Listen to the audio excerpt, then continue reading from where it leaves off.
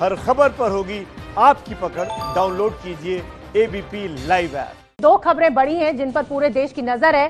पहली खबर है पंजाब की, जहां महाराष्ट्र से वापस लौटे 3,500 श्रद्धालुओं में से 9 कोरोना पॉजिटिव मामले सामने आ गए हैं। एबीपी न्यूज की नजर आज पूरे दिन भर इस खबर पर रहेगी।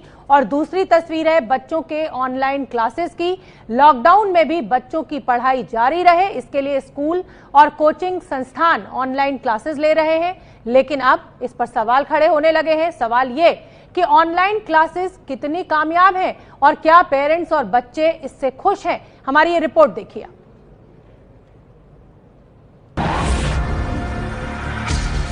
लॉकडाउन में ऑनलाइन पढ़ने वाले बच्चों को कई तरह की दिक्कतें आ रही हैं, जैसे लंबे समय तक कंप्यूटर के सामने बैठने से आंखों में चुभन होती है, सिर में दर्द रहने लगा है, तनाव बढ़ रहा है, घुटन महसूस होती है, पढ़ाई में कम दिलचस्पी ले रहे हैं, नींद से जुड़ी समस्या हो रही है। क्या सही में ऐसा हो रहा है? इस सवाल का जवाब जानने के लिए हमने कुछ छात्रों से बात की। सबसे पहले शुभम और अंकुश दमाचिया को सुनिए। नेटवर्क इशू की वजह से हमें बहुत प्रॉब्लम होती है, बहुत। उससे कभी कभार मैम की ऑडिबल या विजिबल नहीं होती, या फिर मैम की वीडियो पॉज हो जाती है, जिससे हम देख नहीं पाते, पूरी स्क्रीन ब्लैक हो जाती है। जिस घर में सिर्फ एक ही स्मार्टफोन हो और उस घर में 2 बच्चे हैं, वो एक ही टाइम पे क्लासेस कैसे लेंगे एक ही फोन से? और वो गूगल अकाउंट मांगता है और इसकी वजह से हमारे पैसे भी कभी कभार कटे हुए हैं। ये तूबा इम्तियाज है, 10वीं क्लास में पढ़ती हैं। इनका तजुर्बा भी समझिए। ऑनलाइन क्लासेस बहुत ज्यादा टाइम कंज्यूमिंग भी हैं। जो बात स्कूल की पढ़ाई में होती है वो बात घर बैठ के पढ़ने में नहीं है। अब 9वीं क्लास की छात्रा लवलीना और 10वीं क्लास की काकुली का अनुभव भी जानिए। ऑनलाइन क्लासेस से हमारा एक फायदा है कि हमारी स्टडी रेगुलर हो पा रही है, जिससे हमारा टाइम वेस्ट नहीं हो रहा है। लेकिन ऑनलाइन क्लासेस में प्रॉब्लम्स ये आ रही है कि स्टूडेंट को कुछ भी समझ नहीं आता, उनके डाउट क्लियर नहीं हो पाते जो टीचर समझाते हैं। ऑनलाइन क्लासेस हमारी पहले तो जूम ऐप पे होती थी, बट अब व्हाट्सएप पे होती हैं। तो व्हाट्सएप में बहुत ही ज्यादा दिक्कतें आती है और ऑनलाइन क्लासेस में वो फील नहीं आ पाता जो एक नॉर्मल क्लासरूम में आता है। लेकिन ऑनलाइन क्लास को लेकर अभिभावकों की सोच जानना भी जरूरी है, इसलिए हमने बात की मीनाक्षी जैन से। बट जब से क्लासेस शुरू हुई हैं, एटलीस्ट कुछ रूटीन सेट हो गया है। हालांकि online teaching is not as effective as classroom teaching, because इतना ज्यादा बच्चों का, चाइल्ड और टीचर का इतना ज्यादा बॉन्डिंग या इतना ज्यादा कनेक्ट हो नहीं पाता ऑनलाइन। मीनाक्षी की तरह बनवारी लाल भी एक अभिभावक हैं, वो क्या कहते हैं सुनिए। इसमें फायदा भी है कि कोरोना वायरस की वजह से बच्चे स्कूल नहीं जाएं तो ठीक है, क्योंकि यहाँ पे घर बैठे और सोशल डिस्टेंसिंग मेंटेन हो जाए सारी चीजें। तो बाकी इसमें बहुत सारे नुकसान भी मैंने फेस किए हैं, जैसे इंटरनेट प्रॉब्लम है, बच्चों को प्रॉब्लम आती है तो इधर उधर मोबाइल को लेके घूमना पड़ता है। सभी अभिभावक ऑनलाइन क्लास से नफा कम और नुकसान ज्यादा बता रहे हैं। बच्चों को पढ़ाई में मुझे नहीं लगता कि कोई फायदा हो रहा है, बस बिजी हो रहे हैं। दिल्ली हो या उत्तर प्रदेश, ऑनलाइन क्लास को लेकर छात्रों और अभिभावकों की समस्या एक जैसी है। यही वजह है कि गाजियाबाद के डीएम अजय शंकर पांडे ने उत्तर प्रदेश माध्यमिक शिक्षा के प्रमुख सचिव को खत लिखकर गर्मी की छुट्टियों का ऐलान की मांग की है। मनोवैज्ञानिक भी इसके समर्थन में है कि बच्चों की समर वेकेशन प्रीपोन कर दी जाए और लॉकडाउन जब खुल जाए तो तब बच्चों के स्कूल खुल जाए और वहां तब वो क्लासेस ले लें। इस दौरान में ये ऑनलाइन का भी प्रॉब्लम उनके लिए परेशानी कर रहा है और टीचर्स को भी इस तरह से काफी रिलीफ मिलेगा। इसलिए कुछ अभिभावकों और छात्रों का मानना है कि लॉकडाउन में ऑनलाइन पढ़ाई बंद होनी चाहिए, स्कूलों की गर्मी की छुट्टियों का ऐलान कर दिया जाना चाहिए, लॉकडाउन खुलने के बाद ही स्कूल शुरू होने चाहिए। तो हमारे साथ इसी समस्या को लेकर जो ऑनलाइन क्लासेस शुरू हो गई हैं लॉकडाउन के चलते हुए, 3 खास मेहमान जुड़े हुए हैं। दिल्ली पब्लिक स्कूल साहिबाबाद की डायरेक्टर ज्योति गुप्ता, एनसीईआरटी के पूर्व डायरेक्टर जेएस राजपूत और child psychologist era Gupta live जुड़ रहे हैं। मैं सबसे पहले दिल्ली पब्लिक स्कूल की डायरेक्टर जो हैं ज्योति गुप्ता, उनका भी रुख करूंगी। उससे पहले मैं इरा गुप्ता जी आपसे ये जानना चाहती हूँ कि बच्चों के मन को आप बहुत अच्छी तरह समझती हैं, अब पेरेंट्स का भी प्रेशर है, स्कूल का भी प्रेशर है ऑनलाइन क्लासेस करने का, बच्चों को कुछ समझ में नहीं आ रहा है, नेटवर्क प्रॉब्लम दूसरी समस्या खड़ी की हुई है और पेरेंट्स के लिए खर्चा भी, क्या कहेंगे आप?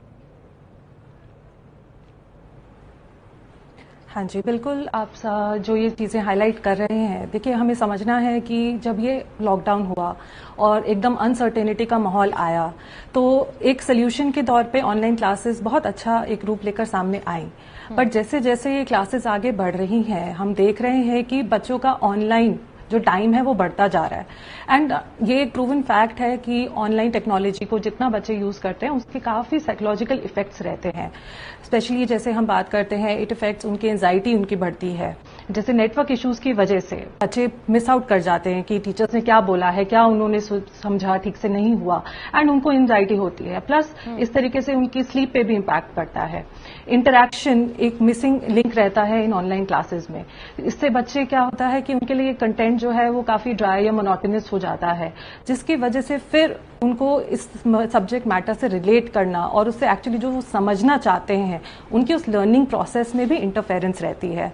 तो और साथ के साथ पेरेंट्स का इन्वॉल्वमेंट जितना इसमें रिक्वायर्ड है स्पेशली छोटे बच्चों के लिए, तो एक हम देखें पूरे परिवार के लिए वो एक एंजाइटी का माहौल बन जाता है जब ये क्लास का टाइम आता है।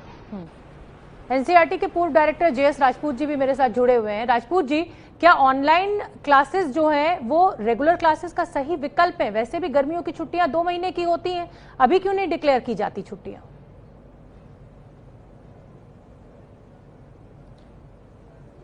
ऑनलाइन क्लासेस विकल्प नहीं है, न होनी चाहिए और न कभी हो पाएंगी। वे केवल सहायता कर सकती हैं, बच्चों को मदद कर सकती हैं, अध्यापकों की सहायता कर सकती हैं और आगे चलकर जब ये विधा काफी प्रचलित हो जाएगी तो शिक्षा में जो असमानताएं हैं उनको भी दूर कर सकती है। लेकिन अभी प्रारंभिक समय है, अभी अनेक कठिनाइयां आ रही हैं। मुझे इस बात पर हंसी आती है कि यदि क्लासेस आज बंद कर दिए जाएं और 3 मई के बाद खोलने की बात कही जाए तो क्या फर्क पड़ेगा? बच्चे तो मोबाइल पे लगे रहेंगे, टीवी पे रहेंगे, गेम खेलेंगे। इस समय तो माता पिता घर पर हैं।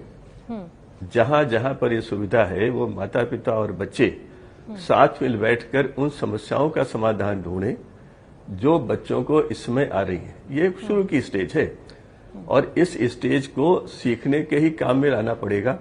जब स्कूल खुलेगा तो मैं समझता हूं अध्यापक भी मानेंगे, बच्चे भी, कि इन सारे विषयों को दोबारा करना पड़ेगा। मैंने ये भी जाना है कि बहुत से स्कूलों में कोई तैयारी नहीं है। वे केवल एक पुस्तक लेते हैं, उसका व्हाट्सएप पे फोटो लेते हैं, बच्चे को भेज देते हैं, सवाल भेज देते हैं। ये ऑनलाइन टीचिंग नहीं है और ये होना था, ऐसा होगा इसलिए होगा क्योंकि स्कूलों की भी तैयारी नहीं। कुछ विशेष स्कूलों की तैयारी हो सकती है जिनके पास साधन है, सुविधाएं हैं। मैं एक और बात कहना चाहूंगा, इन विषयों पर राय लेने का काम नौकरशाही का नहीं है। इन विषयों पर एनसीईआरटी है, सीबीएसई है, इन संस्थाओं को देखना चाहिए, त्वरित इसका अध्ययन करना चाहिए, बच्चों की राय लेनी चाहिए और उस हिसाब से परिवर्तन करनी चाहिए। मैं समझता हूं बंद करने के सुझाव के मैं खिलाफ हूं, क्योंकि कभी न कभी तो सीखना ही पड़ेगा। बच्चों को भी, माता पिता को भी, बच्चों को अपने से भी देखना पड़े। इस समय माता पिता भी घर पर हैं, उनका भी समय कटेगा और वे भी सीख जाएंगे, बच्चे भी सीख जाएंगे। एक चीज मैं और कह दूं इसके पहले कि आप बंद करें जी। देखिए, शिक्षा में एक होता है ना, डायनेमिज्म होना चाहिए, डायनेमिक स्टेबिलिटी। अब ये दोनों कॉन्ट्रडिक्टिंग शब्द हैं, लेकिन हमें ऑनलाइन को उस लेवल पर लाना पड़ेगा हर बच्चे को उपलब्ध हो। ये काम डिस्ट्रिक्ट मजिस्ट्रेट का है और हमारे जो इंटरनेट स्पीड है वो ठीक हो, ये काम नौकरशाहों का है। वो चले या न चले ये काम उनका नहीं है और इसलिए हमें थोड़ा बहुत ध्यान से सोचना चाहिए कि बच्चे अगर बंद हो जाएगा तो बच्चे क्या करेंगे। बिल्कुल, बहुत बड़ी बात आपने कही कि हमें इंटरनेट कनेक्टिविटी का भी ध्यान रखना है। एप्लीकेशन बेस्ड वो ऑनलाइन स्टडीज होनी चाहिए। अगर हम विदेशों की नकल से सिर्फ ऑनलाइन क्लासेस शुरू कर दें तो वो बच्चों के लिए बहुत लाभदायक नहीं है। उन टॉपिक्स को दोबारा स्कूल खुलने पर हमें करना पड़ेगा। तो आप दोनों मेहमान हमारे साथ बने रहिए, बहुत दिलचस्प चर्चा इस समय चल रही है। हमारे साथ दो खास मेहमान जुड़े हुए हैं, दिल्ली पब्लिक स्कूल साहिबाबाद की डायरेक्टर ज्योति गुप्ता और एनसीईआरटी के पूर्व डायरेक्टर जेएस राजपूत। राजपूत जी, आपने दो बहुत बड़ी बातें कही और बड़ी बातें आपने ये कही कि हमें अगर ऑनलाइन क्लासेस करनी है तो पूरी प्लानिंग के साथ करनी है। मैं एक बार और बता दूं, साइकोलॉजिस्ट इरा गुप्ता भी हमारे साथ जुड़ी हुई हैं और ज्योति जो है वो हमसे जुड़ेंगी अभी। राजपूत जी,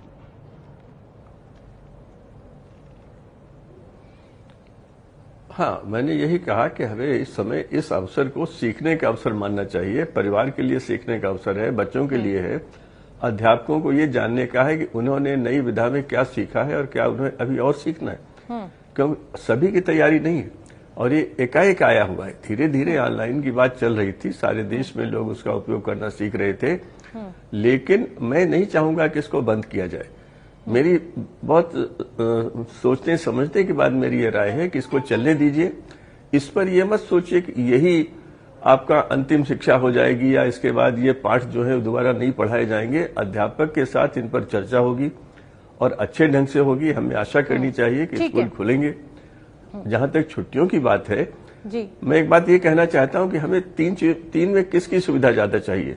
हमें माता पिता की सुविधा का ध्यान रखना है, अध्यापकों का रखना है, या बच्चों की सुख सुविधा को प्रार्थना देनी है, उनके सीखने को बच्चे सबसे बड़ी प्राथमिकता देनी। ये प्राथमिकता है, बच्चे हमारी प्राथमिकता है। बिल्कुल। इरा, मैं आपका रुख करना चाहूंगी।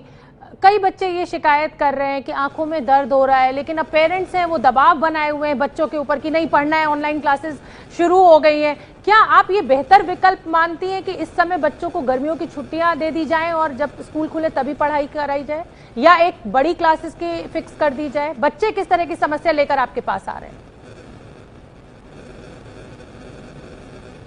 हाँ जी, thank you for that question. मैं राजपूत जी की काफ़ी बातों से एग्री करती हूँ कि इस समय एक तरीके से एक ऑल्टरनेटिव यही है हमारे पास, लेकिन जैसे जैसे हम अपने क्लाइंट से मिल रही हूँ, मैं उनसे काफ़ी सुन रही हूँ कि बच्चों को काफ़ी आंखों में दर्द, सर में दर्द, उनके लिए इतने देर तक अटेंशन कंसंट्रेशन बनाए रखना मुश्किल होता जा रहा है। एंड कहीं ना कहीं एक प्रिपेयर्डनेस की जो बात है, चाहे वो प्रिपेयर्डनेस हो टीचर्स की भी कि वो किस तरीके से मॉड्यूल बच्चों के सामने प्रेजेंट करे, एंड बच्चों की भी कि वो किस तरीके से इतने समय तक अपना अटेंशन कंसंट्रेशन दे सके। तो इन चीज़ों को हमने इस एक महीने में देखा कि कैसे कैसे ये दिक्कतें सामने आ रही हैं। तो मैं इन वेकेशंस को इस तरीके से नहीं देखूंगी कि ये सिर्फ एक हॉल्ट करने का तरीका है, बट एक टाइम हो सकता है हम सबके लिए जिसमें हम इन चीज़ों को वर्कआउट करने के ऊपर कंसंट्रेट करें कि क्या टीचर्स की ट्रेनिंग हम थोड़ी इस तरफ बढ़ाएं, बच्चों के लिए भी हम कैसे इन चीज़ों के लिए मॉडिफिकेशन कर सकते हैं, क्लासेस की ड्यूरेशन कम करी जाए, इसको कैसे ज़्यादा इंटरैक्टिव बनाया जाए जिससे जो ये इनकी दिक्कतें हैं उनके ऊपर ज़्यादा से ज़्यादा हम काम कर सकें। बहुत बहुत धन्यवाद आप दोनों ही मेहमानों का, और बहुत जिसे कहा जाए कि एक अच्छी इंफॉर्मेशन हमें दोनों ही मेहमानों ने दी कि हमारी जो प्राथमिकता है वो बच्चे होने चाहिए, वो किसी भी तरह दबाव में ना आए।